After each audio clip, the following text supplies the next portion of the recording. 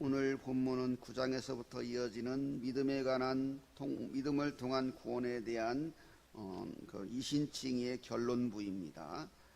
오늘 11장을 마지막으로 이제 12장부터는 그 제시한 그 말씀에 따라서 어떻게 살아갈 거에 대한 이야기입니다. 오늘 그래서 11장 그래서 지금까지 바울이 계속 주장한 이신칭의에 대한 이야기의 결론을 오늘 짓고 있는 부분입니다.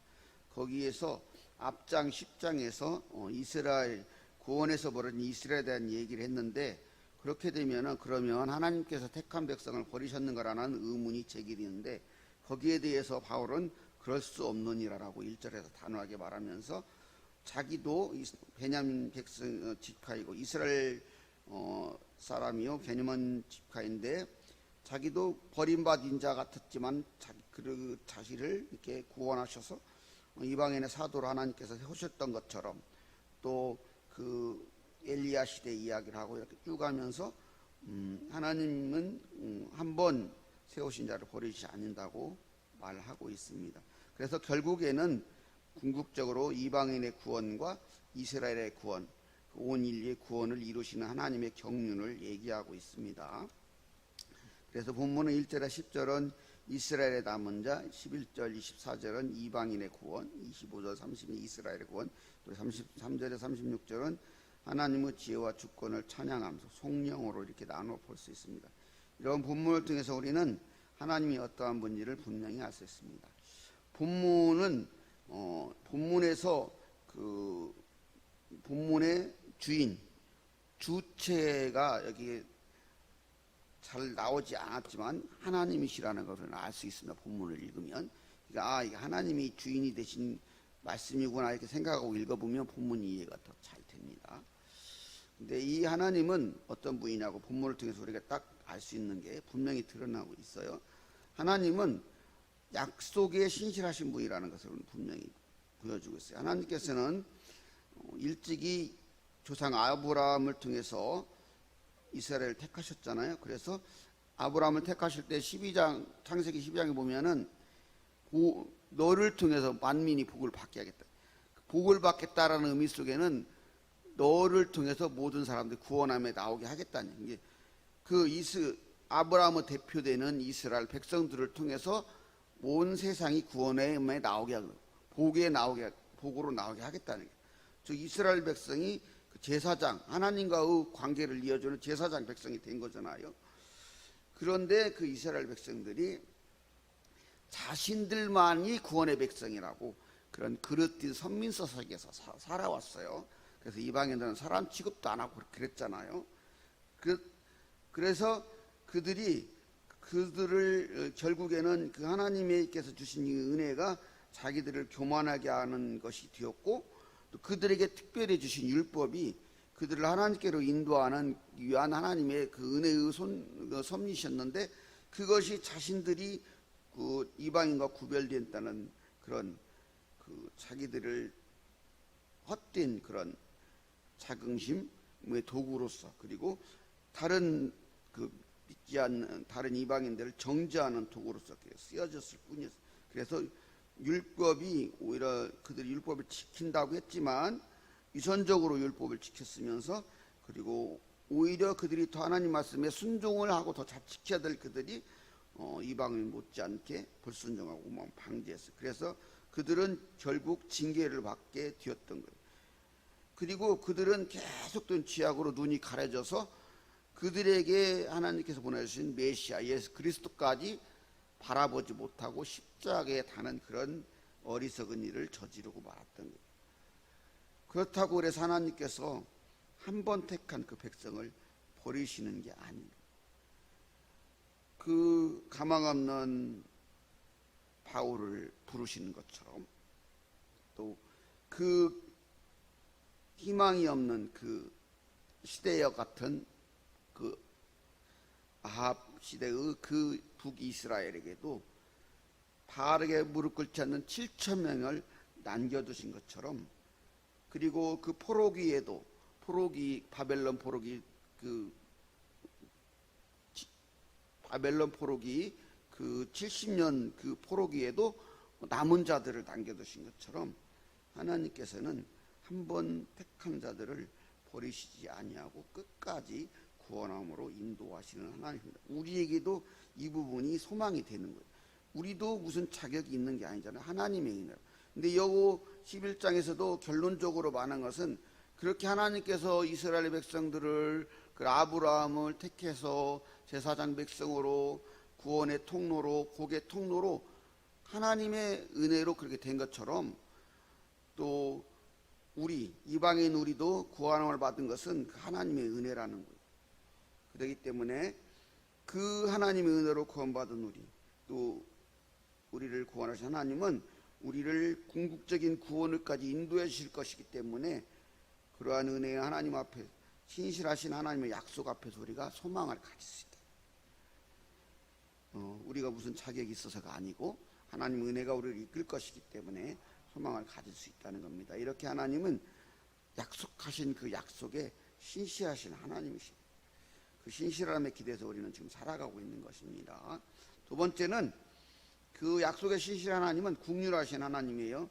11절에서 32절은 먼저 우리가 읽은 11절부터 24절까지는 이방인의 구원이잖아요. 이제 이렇게 이스라엘 백성들이 하나님 말씀을 어기고 하나님을 떠나가지고 하나님께서 일시적으로 버린 것처럼 되었는데, 그래서 결국엔 하나님께서 뜻은 이스라엘 백성들을 통해서 온 인류를 구원함에 있었잖아요. 그래서 그 버려진 것 같은 이스라엘 백성들에게 그런 징계의 결과가 이방인을 구원함에 나오게 하는 그러한 그 선한 일로 이루어지게 됐다는. 그래서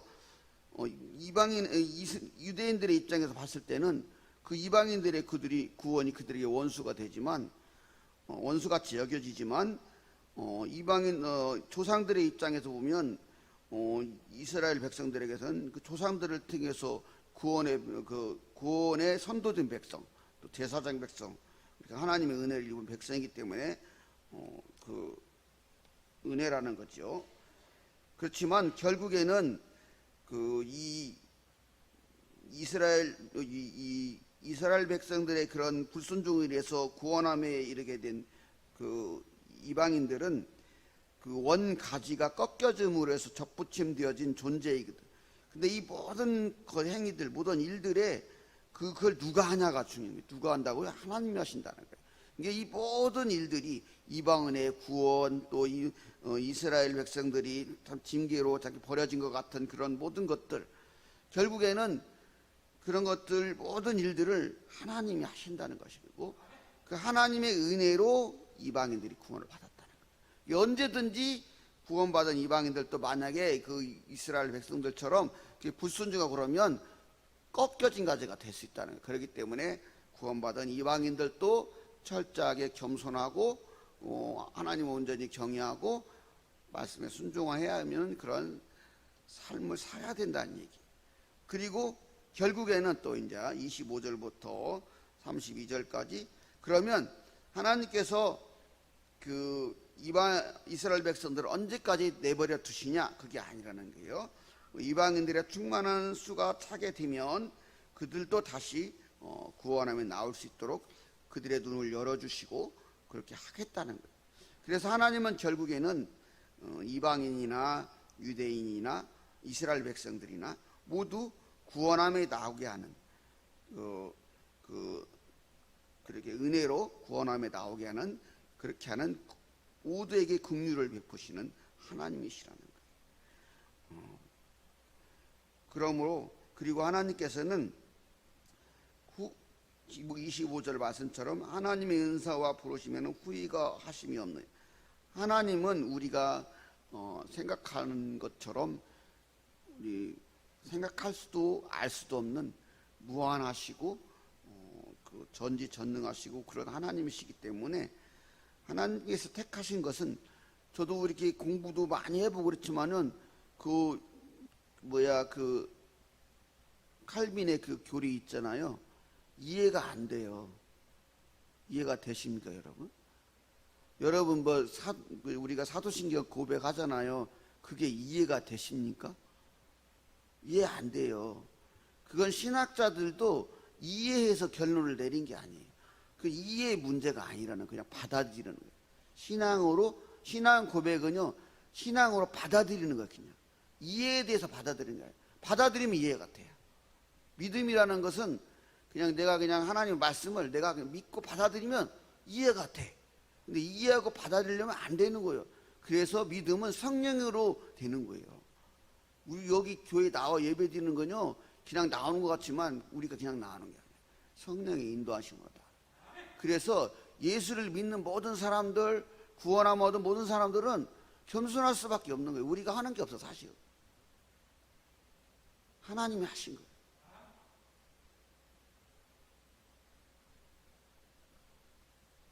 왜냐하면 창조 자체가 하나님의 사랑에서 비롯된 것이기 때문에 온 인류 모든 것은 하나님의 사랑에서 발로 나온 은혜로 사는 거예요.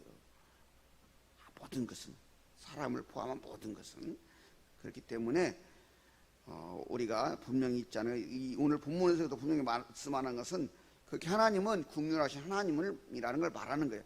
자, 그러면 왜 하나님은 모두로 이렇게 하는가? 그게 결론인 거예요. 하나님의 영광을 위한 거라는 거예요. 그래서 모든 은혜를, 은총을 입을 구원함에 나온 이방인이고 유대인이고 유대인이고 이스라엘이고 모두가 하나님을 찬양하게 되는 결론이 그거예요.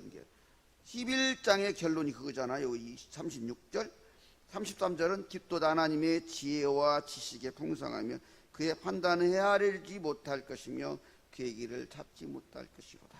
36절은 이는 만물이 주께 나오고 주로 말미암고 주께로 돌아감이라. 창조에서부터 구원함에 이런 그 모든 마지막까지 모든 일들을 하나님께서 주관하시기 때문에 세상 모든 만물, 사람을 포함한 모든 만물은 하나님께 영광을 돌릴 수밖에 없는 존재. 그렇게 해야 된다는 거예요. 그래서 11장 결론이 하나님께 영광이잖아요. 그래서 12장부터 이어지는 것은 그 구원함에 나온 백성들은 하나님의 영광을 위해서 이렇게 살아야 됩니다. 이게 결론이. 그래서 믿음의 행위가 없다는 것은 가짜라는 거예요. 행위가 없이 하나님께 영광이 어떻게 나요? 믿음의 행위를 통해서 세상의 사람들이 하나님께 영광을 돌리게 되는 거, 우리도 영광. 결론은 하나님의 영광이에요. 그러니까 구원도 하나님의 영광을 위한 것이고 하나님께서 손해 보실 일이 없잖아요. 그래서 하나님께서는 우리가 호세아서를 읽어보면 너희들은 나를 버렸지만 나는 너희들을 사랑하기 때문에 모든 것을 줘서 너희들을 내 앞에 돌아오게 하겠다. 모든 거 그렇게 하셨잖아요. 예수 그리스도를, 하나님 모든 거 예수 그리스도를 우리에게 주셨잖아요. 그렇게 해서 결국에는 하나님의 영광을 하나 사는 새 인류가 돌리게 하겠다는 거예요. 하나님께서는 우리의 구원함에는 결국에는 하나님의 영광으로 연결이 되는 거예요. 그래서 그렇게 하나님은 오늘 본문에서 읽는 것처럼 약속의 신실한 분이시고 모든 이에게 긍휼을 베푸신 하나님이시고 세세 영원토록 영광을 받으실 하나님이십니다. 구원의 백성은 그래서 모여서 예배하는 거예요. 천국의 연습이에요. 하나님께 영광을 돌리는 연습. 그것이 아니면 우리가 존재할 이유가 없는 거예요. 사실은 모든 결론은 그 하나님께 영광을 위한 거예요. 그 예배가 하나님께 영광을 드리는 거예요. 근데 그 예배가 하나님께 영광이 되는 예배가 아니고 다른 것이 되면은 꽝이 되는 거예요. 그래서 항상 잊지 않아야 될 것은 예배는 하나님께 영광인 거예요. 그리고 우리의 모든 삶도 하나님께 영광인 거예요. 그걸 항상 기억하시면서 구원의 백성으로서 살아감으로 하나님의 영광을 드러내고 하나님의 크신 은혜 속에 살아가는 복된 우리 봉사학교 성도님 되시기를 소망합니다.